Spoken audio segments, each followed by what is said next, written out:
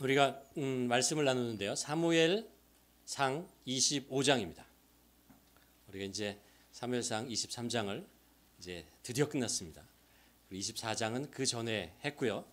시간이 좀 이렇게 거꾸로 갔지만 25장 말씀을 여러분과 함께 나누도록 하겠습니다. 25장 말씀은 다윗이 사울의 이제 추적을 피해서 계속 다니다가 그 엔게디라는 곳을 가잖아요. 그래서 지난 주에 이제 전에 말씀드렸고 이제 그 다음에 있는 사건을 기록하고 있습니다.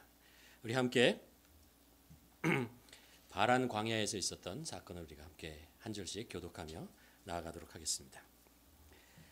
사무엘의 죽음에 온 이스라엘 무리가 모여 그들을 애곡하며 라마의 그의 집으로 그를 장사한지라. 다윗이 일어나 바란 광야로 내려가니라.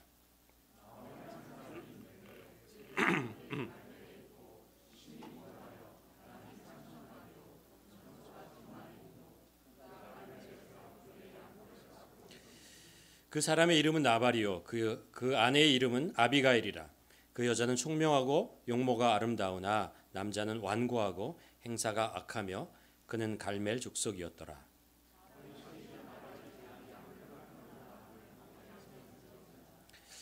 다윗이 이에 10소년을 보내며 그 소년들에게 이르되 너희는 갈멜로 올라가 나발에게 이르러 내 이름으로 그에게 문안하고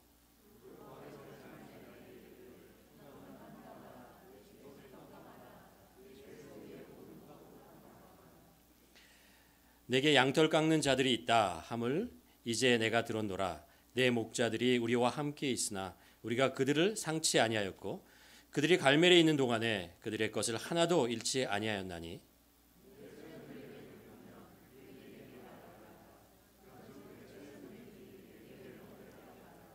우리가 좋은 날에 왔은즉 내 손에 있는 대로 내 종들과 내 아들 다윗에게 주기를 원하노라.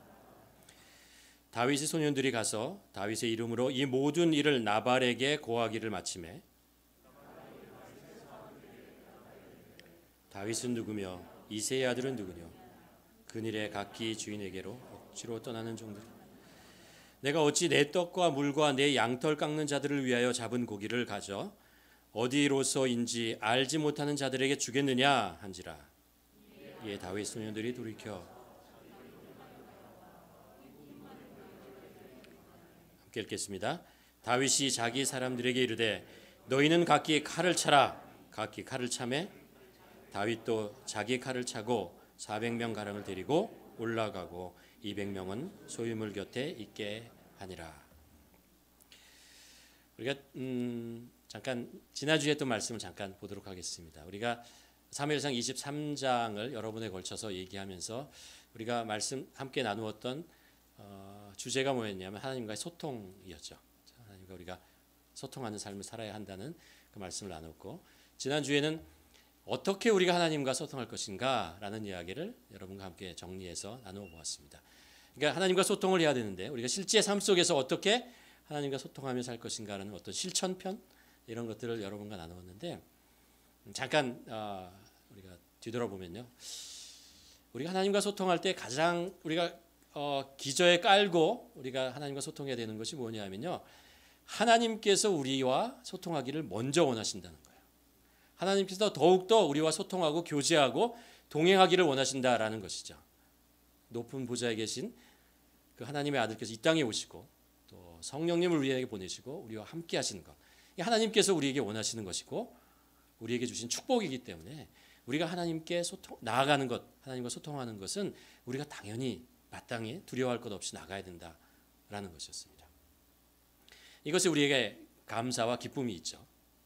또 하나는 뭐냐 하면 우리가 하나님과 소통하지 못하게 하는 것이 있다고 그랬어요. 뭐죠? 죄라고 하는 거죠. 우리 마음과 우리의 생각을 하나님 아닌 것으로 채워지는 것 있잖아요. 그 모든 것을 우리가 제거해야 된다. 그 죄가 있으면 하나님과 올바로 소통하지 못한다라는 말씀입니다. 그래서 우리가 하나님과 소통하기 위해서 두 가지를 하자고 그랬잖아요. 뭐냐면 하나는 감사하고 또 하나는 회개라는 것입니다. 감사라고 하는 것은 우리의 삶 속에 역사하시는 하나님의 발자취, 하나님의 손길, 하나님의 그 역사하는 그 은혜를 우리가 발견하는 것이고요. 그것을 우리가 발견했을 때 하나님께 감사하는 거죠. 그렇죠? 아, 하나님께서 우리 삶에 이런 걸 이루셨구나. 우리가 잊지 말고 보관해야 되는 것입니다. 잘 기억하고. 그에 반해서 죄라고 하는 것은 우리 삶 속에 잊지 말아야 할 것 있잖아요. 있어서는 안 되는 것들을 우리가 발견하고 그것을 제거하는 것입니다. 깨끗게 치워가는 과정이죠. 그러면서 우리가 하나님과 소통할 수 있는 마음밭, 영적인 마음밭이 준비되는 것이다. 이렇게 우리가 감사와 그 회개의 말씀을 우리가 그 준비해야 한다는 것을 여러분과 나누었습니다. 제 얘기를 잠깐 하면요. 제가 목회를 하잖아요, 목사니까 제가 요일별로 이제 느끼는 게 좀 달라요. 이제 언제 수요일, 토요일, 주일 아침이 되면요, 아침에 눈을 뜬 순간 오늘 무슨 요일이지? 체크를 합니다. 그래서 이게 수요일, 토요일, 주일이면 이렇게 마음이 이렇게 약간 무거워요. 여러분은 왜 그러신지 잘 모르실 거예요. 목회자만 느끼는 그런 게 있어요. 아, 오늘 그날이로구나. 이런 생각이 이렇게 듭니다. 그때 이제 제가 이것을 이겨내는 방법이 뭐냐면 감사예요.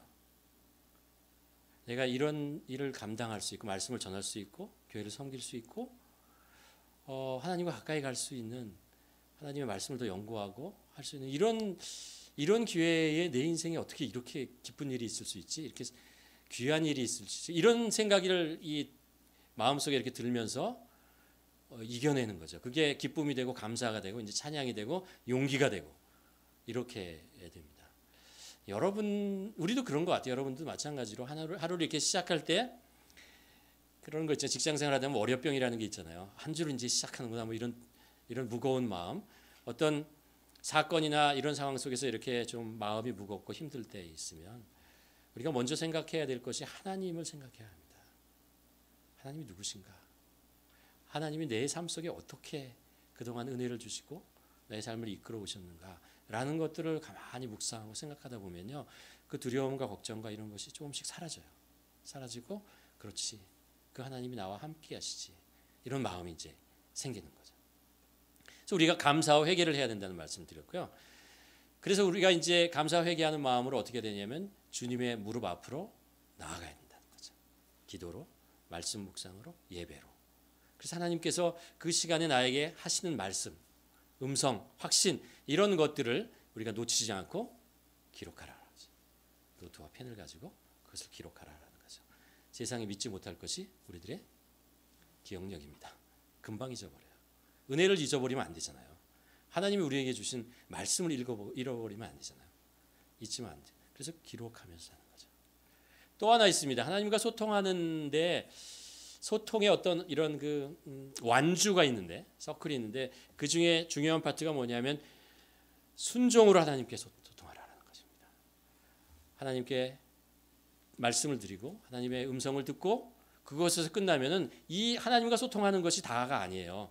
거기에 우리가 삶 속에서 하나님의 말씀 들은 것을 순종함으로 하나님과 소통의 이 고리가 완성되어지는 것입니다.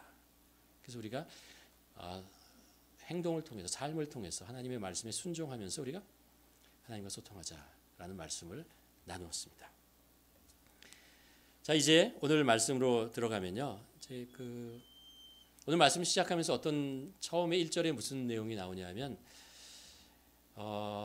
다윗의 영적인 아버지, 이스라엘의 영적인 지도자, 모든 사람이 존경하는 사무엘이 이제 죽어요. 다윗이 그때 어떤 감정이었을까, 어떤 느낌이었을까라는 것들을 한번 생각해 보았습니다.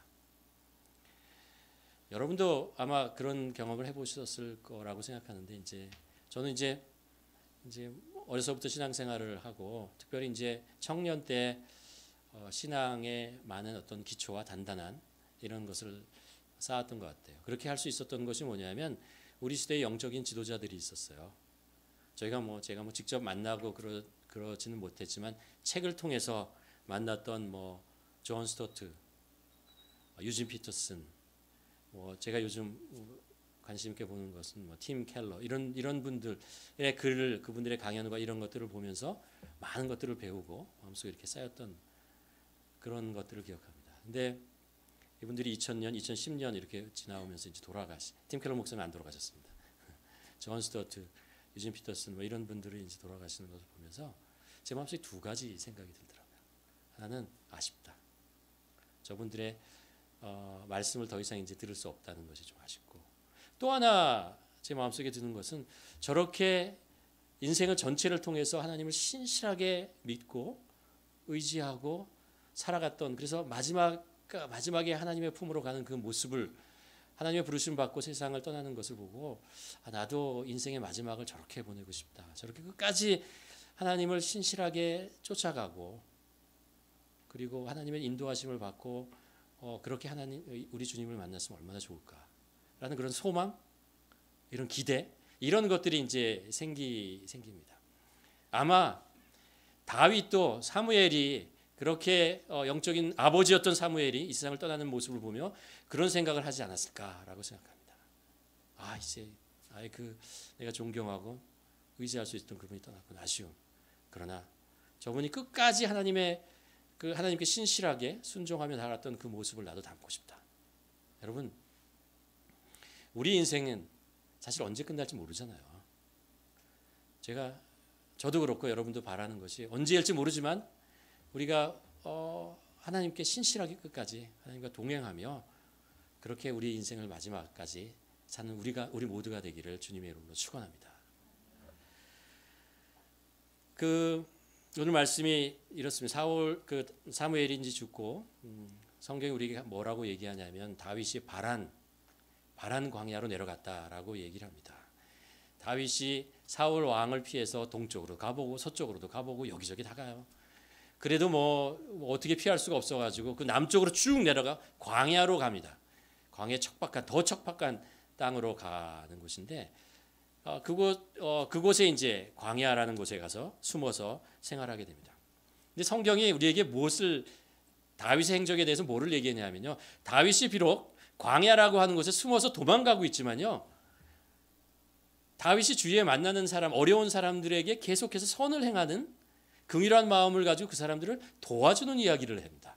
지금 다윗이 자기 목숨 구하기도 힘든, 가진 것도 별로 없는 그런 상황에 있는데 그 광야를 가든 어디를 가든요. 그 일라에서도 마찬가지였지만 어려운 사람, 위험에 처한 사람이 나오면요. 이걸 참지를 못해요. 그래서 계속 도와주는 그런 일들을 기록하고 있습니다. 성령님께서 우리 안에 계시면 우리 안에 성령의 마음, 하나님의 마음이 들어오잖아요. 하나님의 마음은 뭐예요? 긍휼하는 마음, 사랑하는 마음을 갖게 되는 것입니다. 그래서 나도 어렵지만, 나도 힘들지만 주위에 어려운 사람이 나오면 저분을 어떻게 도와줄 수는 없을까? 이런 생각이잖아요. 이런 마음이 이렇게 드는 거죠. 여러분, 이거요. 성령님께서 주시는 마음입니다. 우리 마음에는 그렇게 기특한 생각할 여유가 없어요. 그렇기 때문에 우리 안에 정말 어려운 사람 보고 사랑하는 마음 이런 생기면요. 이거 하나님이 주셨다는 마음을 가지고 무엇인가 작은 것이라도 순종하고 행해 보십시오. 따라 해보다 보면 하나님께서 우리와 함께 하신다는 걸 더 경험할 수 있고, 그렇잖아요. 우리의 발걸음은 광야를 가는 것 같지만 하나님의 그런 동행하심을 우리가 경험하기 때문에 그 길을 담대하게 용기 있게 갈 수 있게 되는 것입니다. 다윗이 지금 그런 일들을 해나가요. 이 바란 광야에서 어떤 일이 있었냐면은 그가 이제 같이 지내던 사람이요. 이제 혼자 지내다가 가족들이 오고 400명이 이제 생겼다가 지금 600명, 그 일라에서 이제 600명의 사람들이 돼가지고 이제 바란 광야로 가게 되는데 그곳에 나발이라는 사람이 있었어요. 나발을 본 것 같지는 않습니다. 그러나 그 목축하는 사람들의 목동들은 봤어요. 그 광야라는 것이 척박하지만 거기 또 목초지도 있거든요. 거기서 이제 힘들지만 거기서 이제 양을 키우고 염소를 키우고 이런 사람들을 보고, 이 광야라는 것이 어떤 것이냐면요. 사실은 그렇게 낭만적인 것은 아니고 목축도 있지만 목초지도 있지만요. 도둑도 있고요. 맹수도 있고요. 그리고 정말 위험한 그 웅덩이도 있고 그런 곳입니다. 언제 어떤 일이 발생할지 모르는 그런 위험한 곳이었어요. 그곳에서 말하자면 이제 목동들이 일을 하고 하는 거죠. 다윗이 어릴 때 그런 일들을 했기 때문에 알죠. 그 일이 쉽지 않다는 것을 압니다. 다윗이 그 사람들이 어려움을 겪거나 아니면 위기의 상황에 처하면은 도와주는 거예요. 지켜주는 거예요. 보호해 주는 것입니다. 계속해서 그런 일들을 이제 다윗이 해 나가고 그런 사람들과 그런 이제 도움을 서로 나누면서 이제 친구도 되고 알아가는 그런 상황 속에 놓이게 됩니다. 이제 그게 이제 배경인데 오늘 말씀의 배경인데 성경이 뭐라고 그러냐면 한때를 가리키는데 어떠냐면요. 양의 털을 깎을 때가 되었습니다. 양의 털을 깎을 시기가 1년 중에 언제냐 하면 6월절이 지나고 그리고 나서 이제 초여름이 시작되는 그때 이제 양의 털을 깎는다고 합니다. 이제 양의 털을 혼자 깎을 수가 없으니까 사람들을 많이 이제 고용하고 초청하고 그래서 양의 털을 이게 나발이요. 성경에 보면은 양이 3,000마리에 염소가 1,000마리였다고 해요. 엄청 어마어마한 애잖아요. 많은 사람들이 이제 고용하고 그래서 그 사람들과 함께 이제 하죠. 보통 이제 양의 털을 깎는 시기는 단순히 뭐 양의 털을 깎는 것뿐만 아니라 축제예요. 말하자면 이제 농사를 짓는 사람에게는 추수절과 같은 것입니다. 때문에 양의 털을 깎으면 그것을 팔아가지고 큰 이제 부를 취할 수 있는 그런 아주 기쁜 날이거든요. 1년 동안 고생한 어떤 그 결과를 얻는 그런 즐거운 날이에요. 사람들을 초대하고 그리고 함께 나누고 먹고 뭐 축제하고 기뻐하고 뭐 이런 날이었습니다. 다윗이 광야에 아무것도 없는 곳에 숨어서 600명과 함께 지내는 게 어렵잖아요, 사는 게. 그래서 나발에게 자기 이제 사람 10명을 보냅니다. 그러고 나서 이제 도움을 청하죠.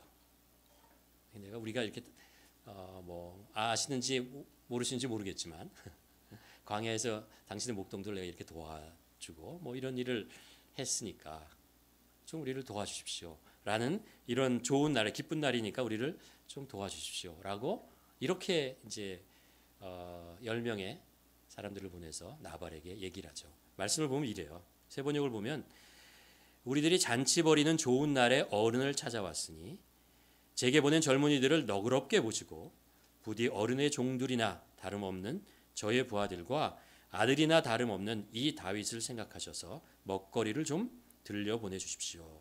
라고 얘기합니다. 여러분 같으면 어떻게 하시겠어요? 나발이요 단칼에 거절해버려요. 뒤도 안 봐합니다. 단칼에 거절하면서 이런 이야기를 합니다. 다윗은 누구며 이새의 아들은 누구뇨? 그일에 각기 주인에게서 억지로 떠나는 종들이 많도다. 내가 어찌 내 떡과 물과 내 양털 깎는 자들을 위하여 잡은 고기를 가져 어디로서인지 알지도 못하는 자들에게 주겠느냐? 그냥 모욕을 주고 확 돌려보냅니다. 다윗의 사람들이 다윗에게 돌아와서 이 이야기를 얘기하죠. 다윗이 부글부글 끓기 시작합니다. 분노하기 시작합니다. 그래가지고 뭐라고 얘기했냐면요. 칼을 준비하라. 그리고 다윗도 칼을 듭니다. 그리고 자기 600명 중에 200명은 집을 지켜라. 400명은 내가 이를 나발을 징벌하리라 라고 하고 사람들을 데리고 나발에게 달려갑니다. 여러분, 나발의 행동이 정당합니까? 다윗에게 했던 것. 그렇게 도와주었는데 있잖아요. 은혜를 모르는 재물만 하는 그런 욕심꾸러기 같은 그런 모습이잖아요. 그러면 다윗은 어떻습니까? 다윗의 행동, 말은 정당합니까? 아니죠.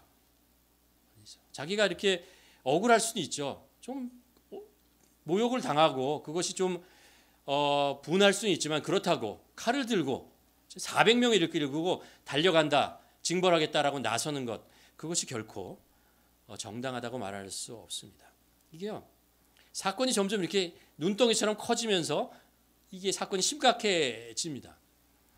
성경을 보면 죄라고 하는 것이 확장성이 있다고 얘기를 합니다. 작은 죄가 이게 작동하다 보면은요, 더 큰 죄로 조금씩씩 눈덩어리가 이제 작다가 눈 위를 이렇게 막 지나가다 보면요, 돌돌 굴러가다 보면 점점 커지는 것처럼 나발의 그 욕심스러운 말 한마디가 다윗에게 분노를 일으켰고 다윗으로 하여금 칼을 들게 만들었고 이제 칼을 들어서 나발에게 가면은 그곳에 있는 많은 사람들이 죽게 되는 정말 심각한 상황들로 커지는 것을 볼 수 있습니다.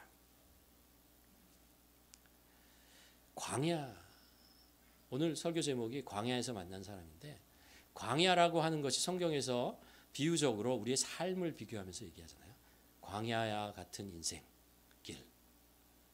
그러다 보면 힘든 일도 당하고 이런 나발과 같은 사람도 만나게 됩니다.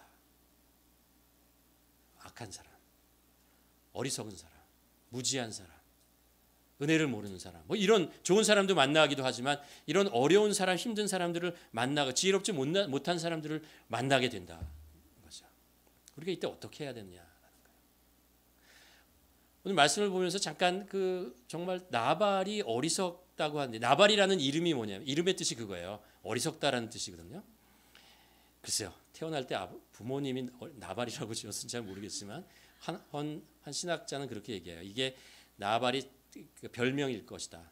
잘하면 사람들이 나발이라는 이름을 지어준 것이 아닐까. 그의 말의 행동. 그가 돈을 버는 능력은 있었지만 지혜롭지는 못하다 이런 거죠.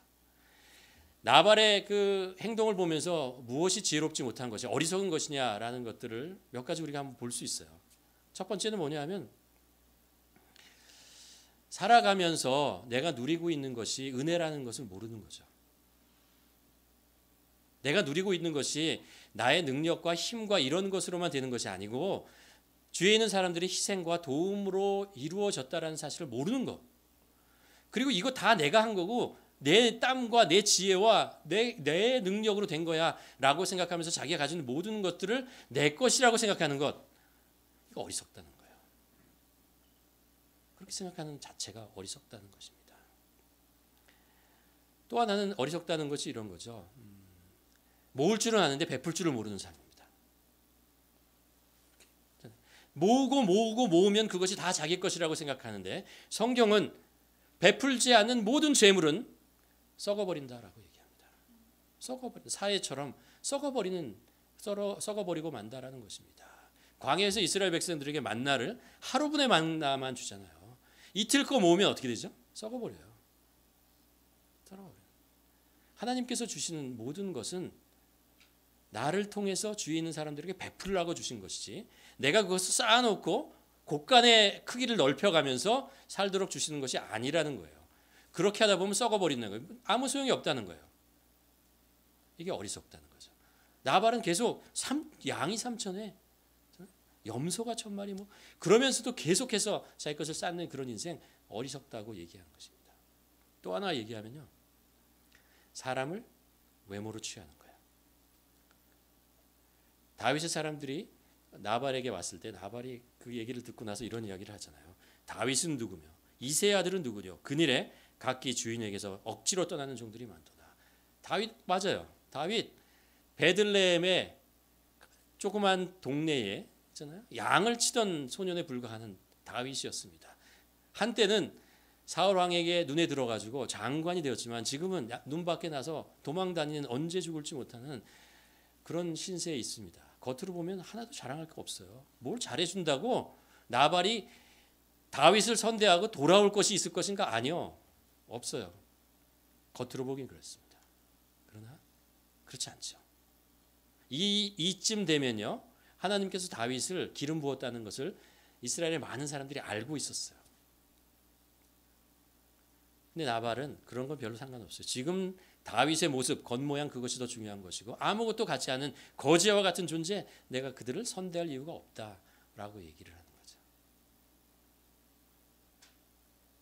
우리 시대는 눈으로 보고 판단하는 시대잖아요. 겉모양을 보고 판단하는 시대잖아요. 그래서 잘 입어야 되고 잘 차려야 되고 잘 번듯하게 해야 나의 가치가 올라가는 것 이렇게 생각하는 시대에 살고 있습니다. 성경은 그렇지 않다라고 계속해요. 그건 어리석다라는 거예요. 우리 안에 무엇이 있느냐가 더 중요하고 겉으로 나타나는 것이 더 중요하지 않다라는 거예요. 만일 우리가 겉으로 나타나는 것을 사람을 판단하면 그것은 어리석다라고. 또 하나 나발의 어리석음이 뭐냐면요. 선을 악으로 갚는 거예요. 선을 악으로 갚는 게 어리석다라는 거예요. 다윗이 그렇게 잘해 주었는데 그것을 내가 나를 고용하는 것도 아니고 내가 너를 고용한 것도 아니고 내가 너를 뭘 잘해야 돼 라고 매몰차게 악으로 갚는 것 있잖아요. 나중에 이제 이 다윗에게 그 나발이 다윗의 사람들이 이렇게 했다는 것을 이제 나발의 종이 알고요. 나발의 아내였던 아비가일에게 가서 얘기를 합니다. 뭐라고 얘기하냐면 이렇게 얘기합니다. 다윗은요, 오히려 우리가 그들과 함께 있으면서 양을 칠 동안에 그들이 밤이나 낮이나 우리를 성벽과 같이 잘 보살펴 주었습니다. 알았어요. 나발도 알았어요. 다윗의 사람들이 이렇게 도와주고 있다는 건데. 다윗이 그렇게 도와주었는데 이제 고개를 돌리고 악으로 관여하지 않으려고 하는 것이죠. 선을 악으로 갚으려는 거 어리석다라고 얘기합니다. 또 하나 나발의 어리석음을 찾을 수 있는 것이 마지막으로 이거인 것 같아요. 우리 인생의 끝이 있다는 것을 인정하지 않고 사는 거죠. 우리 인생의 끝이 있다는 것을 나발이 막 축제를 벌이며 연회를 벌이고 사람들을 자기 식솔들을 먹이고 막 이럴 때 사실 다윗이 400명의 그 군대를 데리고 칼을 가지고 나발을 죽이려고 막 쫓아오고 있었습니다. 근데 나발이 그걸 몰라요. 모르고 먹고 마시고 퍼붓고 이렇게 밤새 지나가다가 취해서 하루를 지내게 되는 것이죠. 자기의 목숨이 풍전등화와 같이 위험 속에 있는 것들 그것들을 모르는 것입니다. 어리석죠. 하나님께서 예수님께서 신약 성경에서 부자에게 얘기했던 것이잖아요. 오늘 내가 너의 목숨을 가져간다면 너의 그 많은 재산은 누구 것이 될 것이냐. 오늘 말씀에 25장 후반부에 가면요. 나중에 나발이 정신을 차리고 아내 아비가일로부터 사울이 다윗이 자기를 죽이러 왔다는 이야기를 알게 됩니다. 근데 그 사건은 이제 종결됐어요. 근데 그것이 나발에게 너무나 충격적으로 다가왔고요. 겁이 나가서 패닉 상태로 됩니다. 그래가지고 두려움 때문에 병을 얻고 열흘 만에 죽어요. 자기 스스로 죽어버립니다. 이런 질문을 하게 되죠. 만일 나발이 그 사실을 알았다면 자기가 언제 금방 죽을 수도 있다는 것, 자기 인생이 유한하다는 것을 알고, 자기가 아무리 많이 쌓고 아무리 곳간을 채워도 그거 다 가지고 인생을 마칠 수 없다는 것을 알았다면 과연 자기 인생에도 마지막이 온다는 것을 알았다면 이렇게 행동할까 했을까라는 거죠. 잠언 1장에 보면 이런 말씀을 합니다. 어리석은 자들은 제 고집대로 하다가 죽을 것이요 미련한 자들은 자만하다가 망할 것이다. 성경은 우리들에게 이러는 것이 어리석은 것이다 라고 얘기를 합니다. 그런데 오늘 본문에 또 하나 주목해야 될 것이 있습니다. 뭐냐면요. 어리석은 나발에게 당한 다윗의 행동입니다. 다윗은 나발의 이런 행동 있잖아요. 은혜를 모르는 모욕적인 말을 들었을 때 분노하잖아요. 분노하고 선을 악으로 갚고 고마울 줄 모르고 이기적인 사람. 이게 분노하면서 이제 400명의 자기 그 군대를 데리고 이제 나발을 쳐들어가게 하는데 과연 이게 옳은 행동인가? 라는 것입니다. 여러분 이거 역시 어리석은 행동이에요. 어리석은 행동입니다. 다윗이 지금 다윗의 길을 가지 않고 사울의 길을 가고 있는 것입니다. 자기의 힘이 생기면서 그것으로 인해 분노하는 모습을 볼 수 있습니다. 이것은 악으로 악을 갚으려고 하는 것입니다. 이것은 어리석은 짓이라는 거예요. 하나님의 백성으로서 하지 말아야 된다는 것입니다. 악은 악으로 징벌하리라. 이거는 하나님 앞에서 정당화될 수 없다라는 말을 하고 있는 것입니다. 여러분 누구나 광야 같은 인생을 살다 보면 이런 사람들 만나요. 억울할 때 있고 모욕적일 때 있고 수치스러울 때 있고 이럴 때가 있습니다. 그럴 때 우리 마음속에 들이는 것이 뭐예요? 악으로 악을 갖고 싶은 충동. 그런 것이 마음속에 자꾸 이렇게 나지 않습니까? 부글부글거리고. 너도 한번 당해봐라. 이런 생각 가지게 됩니다. 그런데 이것은 하나님의 백성의 정체성을 가지고 있는 사람들이 갖지 말아야 한다는 것을 오늘 우리 본문이 가르쳐 주고 있습니다. 도대체 다윗이 왜 이런 생각을 하게 되는 걸까요? 다윗이 어떻게 400명의 자기 군사를 들고 칼을 들고 나발을 죽이겠다고 쫓아갈 수 있는 거예요. 이걸 성경은 뭐라고 얘기하냐면요, 강자의 죄성이라는 거예요. 강자. 우리 인간에게 죄성이 있는데 우리가 연약하고 부족하고 힘이 없을 때는 이런 생각을 못해요. 참자. 이런 생각을 해요. 그러다가 내가 좀 능력이 되고 힘이 되고 지위를 얻고 파워가 생기고 그러면요, 우리 마음속에 약자를 대하는 태도가 변하게 됩니다. 우리보다 연약한 사람, 없는 사람, 부족한 사람들을 향하는 우리의 생각과 태도와 말과 행동이 바뀌게 돼요. 마치 내가 선악을 구별할 수 있는, 판단할 수 있는 심판자가 되는 것처럼 다른 연약한 사람들이 하는 말과 행동이 자기를 거슬리고 힘들게 하면은 자기가 가지고 있는 몽둥이를 가지고 심판을 하려고 한다는 거예요. 이 강자의 죄성이라는 것입니다.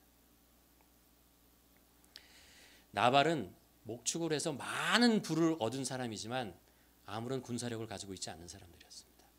다윗은 가지고 있는 것, 재물은 별로 없었지만 다윗 자체가 전쟁을 했던 사람이잖아요. 사울 밑에서 했던 장군이었고 그일라에서의 싸움을 통해서 400명에서 인원이 600명으로 하고 그들도 칼을 가지고 있는 군사들로 성장해 나갔습니다. 힘이 생긴 거예요. 힘이 생겼어요. 힘이 생겨 있는데 내가 선대를 한 그 사람이 나를 악으로 행하는 것을 보고 악을 악으로 갚아도 되겠다라는 생각을 하게 되는 거죠. 그리고 칼을 들고 그를 정죄하러 달려가는 모습이 나타난 것입니다.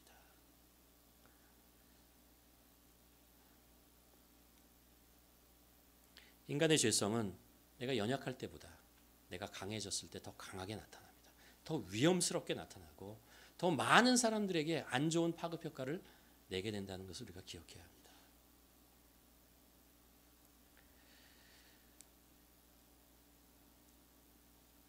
제가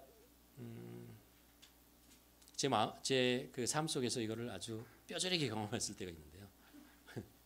언제냐면요. 웃지 마세요. 제가 이제 10년 만에 아들을 낳았어요. 아시는 분은 아시는데 아기가 이렇게 어릴 때 이제 기어다녔어요. 기어다니는데 얼마나 귀여워요. 얼마나 사랑스러워요. 10년 만에 애를 낳았는데. 근데 이 아기라는 게 늘 애라는 존재가 늘 좋은 일만 방긋방긋 웃거나 뭐 사랑스러운 일만 하는 게 아니잖아요. 말도 안 듣고 가끔 떼를 쓰고 하지 말라는 거 하고 막 그러잖아요. 그러면 이제 뭐 그 아버지의 자비하심으로 이제 충고를 하고 교훈을 주고 말을 하지만 애가 어떻게 알아듣겠습니까? 그러다 보면 스물스물 마음속에 화가 나요.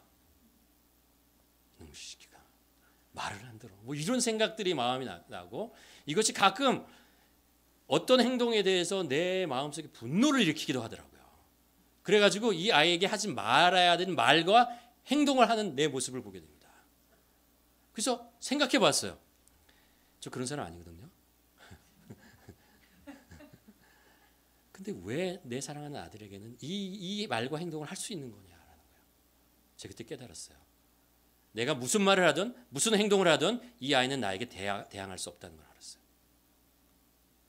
대항할 수 없다는 거예요. 얘는 당할 수밖에 없다는 거예요. 너무 어리고 약하거든요. 그러니까 내가 막 하는 거예요. 그렇게 하는 제 모습을 보고 깜짝 놀랐어요. 제가 돌이켜보고 내가 내 자신에게 너무 놀라가지고 하지 말아야겠다. 내가 이런 죄인이구나. 강자의 죄성이 내 안에 있구나 라는 것을 깨달았습니다. 여러분 어떻습니까? 우리가 좀 연약할 때는 이런 일 안 해요. 뒤에서 뭐 몇 마디 뭐 이렇게 궁시렁궁시렁 끝나죠. 앞에 대고는 절대 안 해요. 그런데 우리가 강자가 되고 힘이 생기고 이럴 때는요 하더라고요. 이거 하더라고요. 조심해야 됩니다. 조심해야 됩니다. 이럴 때 더 많은 사람들에게 상처를 주고 아픔을 주고 그리고 돌이킬 수 없는 그런 실수를 하게 될 수 있다는 것을 우리가 기억해야 됩니다. 사회에도 그런 일 있잖아요. 역사를 보면 뭐 국가와 국가 사이에, 국가 내 사회 내에서의 그 강자와 약자 사이에 뭐 이런 것들이 있고, 가정에서도 있어요. 가정의 폭력이 왜 일어나겠습니까? 강자의 죄성이 나타나는 거예요. 천하의 다윗도 이런 일들을 행하는 거죠. 마태복음 20장에서 그래서 예수님께서 그렇게 얘기합니다. 너희 중에 누구든지 크고자 하는 자는 너희를 섬기는 자가 되고, 너희 중에 누구든지 으뜸이 되고 하지 않는 자는 너희의 종이 되라. 강자는 종이 되라는 거예요. 섬기는 자가 되라. 또 하나 말씀을 통해서 우리가 배우는 것은요, 여기서 이상한 거 하나 발견해요. 뭐냐 하면 기도하지 않는 다윗의 모습을 발견해요. 기도하지 않는 다윗을 모습. 나발이 자기를 모욕한다는 말을 듣고 화가 나가. 그래서 행동으로 나가는 그 시간 동안에 그 어느 부분에도 다윗이 기도를 하나님께 기도했다는 이야기를 하지 않는 것을 보게 되는 것이죠. 만일 나발이 자기보다 강한 군사를 가지고 있었다면 전에처럼 다윗이 그랬을지 몰라요. 하나님, 저 억울합니다.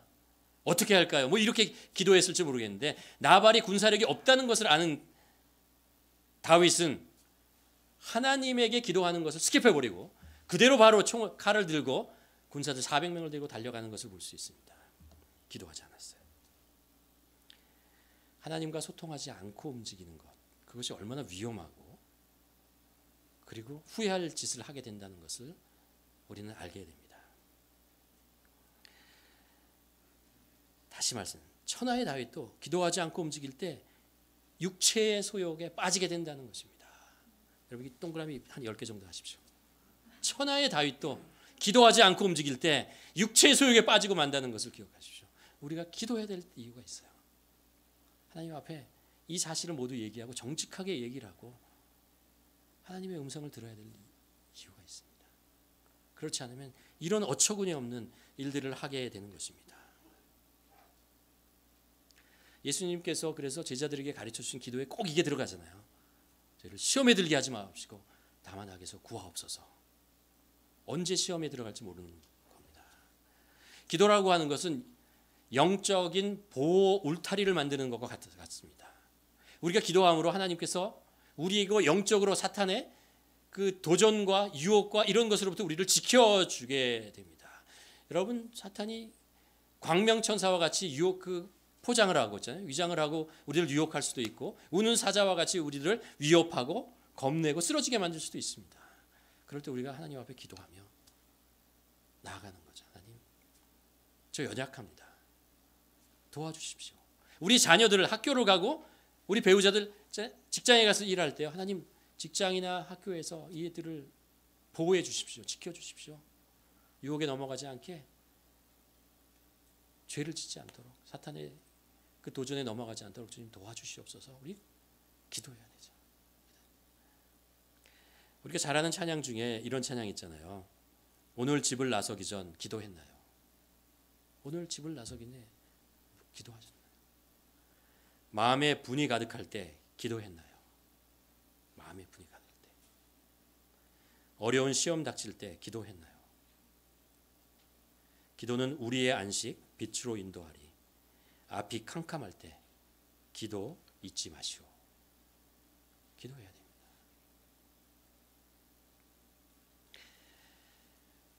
마지막으로 하나 살펴볼 게 뭐냐면, 오늘 본문이 이렇게 쭉 진행되어 하면서 이제 반전의 사건이 일어나요. 그게 뭐냐면, 아비가엘이라는 나발의 아내가 이 소식을 듣습니다. 종으로부터 이 소식을 듣고요. 나발이 어떤 말을 다윗의 사람들에게 했고, 그것 때문에 다윗이 어떤 행동을 지금 하고 있다는 것을 알게 됩니다. 그래서 음식을 막 포장해서 준비해가지고 급하게 다윗에게 나갑니다. 나귀를 타고 이제 다윗이 오는 곳으로 막 가다가 다윗을 만나는 순간 거기서 나귀에서 내려가지고 탁 무릎을 꿇고 살려주십시오라고 얘기해요. 도와주십시오. 잘못했습니다. 우리 남편 나발이 어리석어서 무지해서 정말 이런 말을 했습니다. 용서해 주십시오 라고 얘기를 합니다. 잠언 31장 10절에 보면 이러잖아요. 누가 현숙한 여인을 찾아 얻겠느냐. 그의 값은 진주보다 더하니라. 현숙한 여인. 제가 어디를 보니까요. 이런 말이 있더라고요. 인명재천이라는 말 있잖아요. 근데 인명재처라는 말이 있대요. 사람의 운명은 여자에게 달려있다. 여러분, 남편 여러분, 아내의 말을 들으시길 바랍니다. 아내 여러분, 현숙한 여인이 되시길 바랍니다. 그게 가정이 사는 것이고 교회가 사는 것이고 사회가 사는 것이죠. 아비가일이요, 이것으로 끝나지 않아요. 오늘 본문이 우리가 주목해야 될 하나의 것이 뭐냐면요, 이제 아비가일이 다윗 앞에서 이런 이야기를 해서 용서해 주십시오, 잘못했습니다, 뭐 이런 이야기를 막 하면서 무슨 이야기를 하냐 하면요, 다윗에게 이런 이야기를 합니다. 뒤에 보면 25장 30절 31절에 보면 이런 이야기를 합니다. 이제 곧 주께서, 하나님께서 다윗을 장군이라고 합니다. 장군께 약속하신 대로 온갖 좋은 일을 모두 베푸셔서 장군님을 이스라엘의 영도자로 세워주실 터인데, 지금 공연히 사람을 죽이신다든지 몸서 원수를 갚으신다든지 하여 왕이 되실 때에 후회하거나 마음에 걸리는 일이 없도록 하시기를 바랍니다. 아비가일이 무슨 말을 다윗에게 상기시키냐 하면요, 다윗이요, 하나님께서 다윗을 어떻게 세우고 있는지 아십니까? 라고 얘기합니다. 당신은 장차 하나님께서 세우신 이스라엘의 왕이 될 사람입니다. 지금 당신이 하고 있는 일들은 하나님 앞에서 죄를 짓고 있는 것이다 라고 얘기하는 거예요. 이렇게 보복을 하는 것은 정당한 것이 아닙니다. 악으로 악을 갚는 것입니다. 하나님 앞에서 죄를 짓지 마시기 바랍니다. 나중에 하나님께서 당신을 이스라엘의 왕인으로 세웠을 때 이 일들이 다윗 왕에게 얼마나 큰 후회의 오점이 되겠습니까? 그렇게 하지 마십시오 라고 얘기를 합니다. 이 말씀을 들으면서 우리가 깨달은 것이 있어요. 뭐냐 하면, 광야 같은 인생길을 가는데 우리가 많은 죄와 유혹과 도전을 받을 수 있어요. 근데요, 우리가 그 위협과 도전을 하나님께서 막아주세요. 하나님께서 막아주신다. 하나님께서는 우리를 사랑하시고 우리의 삶을 인도하시고 동행하시는 분이기 때문에 우리가 철없이 굴 때도, 우리가 정말 모자르게 굴 때도 하나님께서는 우리를 그 죄에 빠지지 않도록 막아주시는 것이 하나님의 뜻이라는 거예요. 우리가 광야와 같은 이 길을 가는데요, 이게 광야가 어떤 곳인지 실체를 알고 나면 두려워요. 걱정이 돼요. 예를 들어 우리 자녀들이 이런 곳에서 살아간다라고 생각을 해보세요. 걱정이 되잖아요. 두려움, 그런 것이 오잖아요. 그것이 우리의 걱정이 되고 두려움이 되고, 어떨 때는 마음속에 그 조바심과 패닉과 뭐 이런 것들이 올 수 있어요. 그래서 한 발을 나가는 것이 주저스럽고 어려울 때가 있습니다. 근데 그럼에도 불구하고 우리가 광야 같은 인생길 갈 수 있어요. 어떻게 해요? 내가 잘나서, 내가 힘이 있어서, 내 능력이 있어서, 지혜가 있어서 아니라는 거예요. 어떻게 해요? 하나님께서 우리의 삶을 지켜주시기 때문에. 우리 어리석은 우리의 인생을 하나님께서 긍휼히 여기시고 우리 삶을 도와주세요. 다윗이 나발이라는 어리석인 자의 행동을 보고 더 어리석게 행동하는 다윗에게 하나님께서 아비가일이라는 여인을 세워서 그가 죄를 짓지 않도록 막아주신다는 거예요. 이게 하나님이에요. 아비가일이 다윗 앞에 나와서 이 이야기를 했을 때 다윗이 그때 가서 정신을 차려요. 내가 지금 뭘 하고 있는 거야? 내가 나발보다 더 어리석은 행동을 하고 있구나. 내가 정말 하나님 앞에서 큰 범죄를 저지를 그런 상황 속, 그런 실수를 할 그런 형편에 있구나라는 것을 알아요. 돌이켜서 아비가일에게 이런 이야기를 합니다. 오늘날 너를 보내어 나를 영접게 하신 이스라엘 하나님 여호와를 찬송하리로다. 또 내 지혜를 칭찬할지며 또 내게 복이 있을지어다. 오늘날 내가 피를 흘릴 것과 친히 보수하는 것을 내가 막았느니라. 하나님께서 아비가일 다윗에게 보내서 죄를 지었고 후회할 일들을 막아주신다. 하나님은 이런 분이십니다. 하나님은 우리에게 복을 인도하고 우리 생명으로 인도하면서 그 길에 우리가 겪게 될 어려움과 힘든 일, 문제들을 해결하시는 분이고, 또 우리보다 먼저 앞서가셔서 우리의 길을 여시는 분이기도 하고, 또 우리가 죄에 빠지고 실수하고 그것을 막아주시기 위해서 우리 삶 속에서 여러 가지 방법으로 여러 가지 형태로 사람들을 보내기도 하고 우리 마음속에 말씀하시기도 하고 우리를 기도하게 하기도 하고 그러면서 우리를 도와주시고 생명의 길로 인도하신다는 거예요. 우리의 구원의 길을 완성하기 위해서 하나님께서는 지금도 우리 삶의 언저리에서 주변에서 우리 삶 속에서 계속해서 역사하고 계신다는 거예요. 여러분 이 사실을 믿으십니까? 여러분 믿으셔야 됩니다. 우리가 세상을 나가서 담대할 수 있는 이유는 하나님이 누구신가를 알기 때문에 그래요. 하나님이 우리 삶에 어떻게 역사하신다는 것을 알기 때문에 우리는 이 세상을 담대할 수 있는 거지, 내가 이 세상에 다 아는 뻔하는 인생, 내가 익숙한 인생, 내 능력으로 살아낼 수 있는 인생이기 때문에 그렇지 않다라는 거예요. 인생은 그렇게 만만한 곳이 아니에요.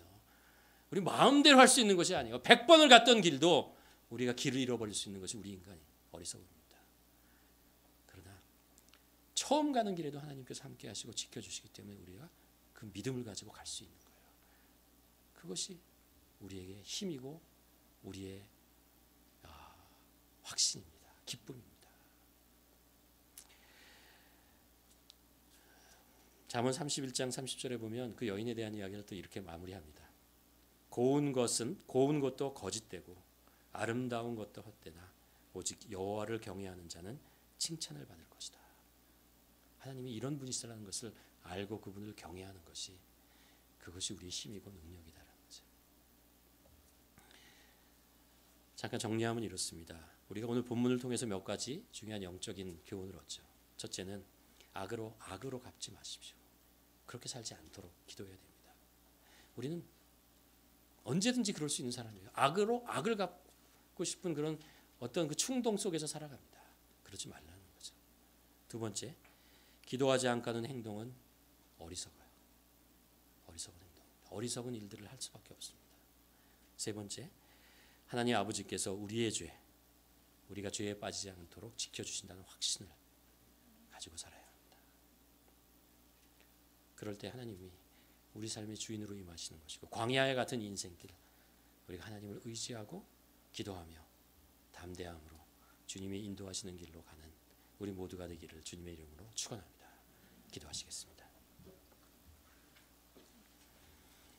우리 한번 기도했으면 좋겠습니다.